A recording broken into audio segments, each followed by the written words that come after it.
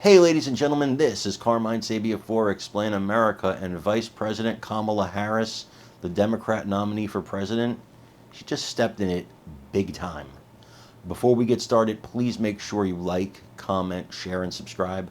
Those little things really help us out, and they help our channel continue to grow. And if you're not watching us on YouTube, guys, check that address in the lower right-hand corner. It's youtube.com/@explainamerica. If you go there and hit subscribe, absolutely free, it really helps us out. Kamala Harris had a debate with former President Donald Trump. I'm sure you all watched it. Now, somebody has come out with a signed affidavit. We don't know if it's fact or fiction yet. We're waiting to get confirmation. That says the debate was rigged.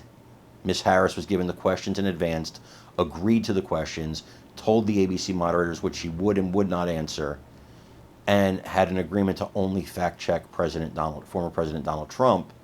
And apparently the person who signed the affidavit says this is all on a recording. And then she said she wouldn't do the debate unless all her demands were met. ABC allegedly met those demands. ABC, for its part, has denied this in the past, but not since this affidavit surfaced.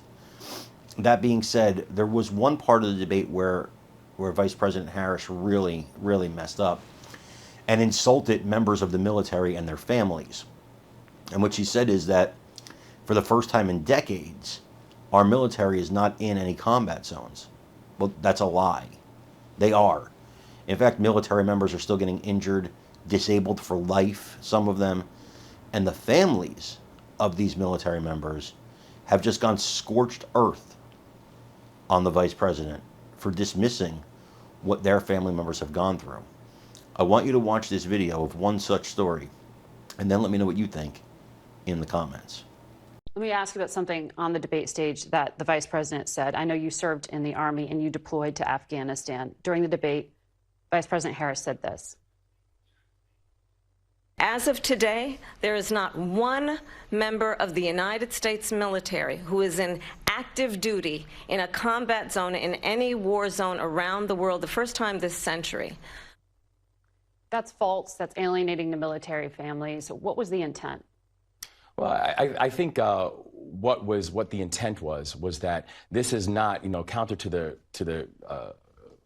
convictions of the Trump administration that somehow our world was safer under him, or we had less people in conflict. That is just not true. But I think the really important thing to remember is that we do have people who are in harm's way every single day. Mm-hmm.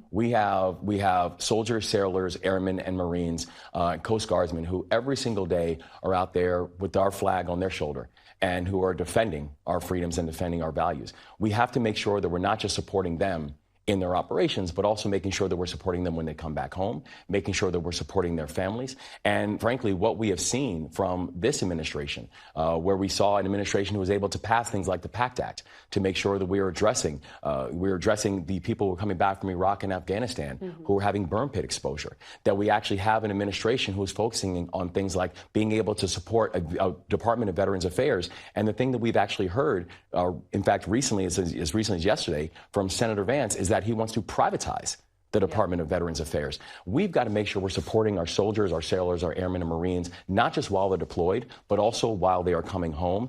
And frankly, we have one campaign, the Harris-Walz campaign, that actually has a vision for that.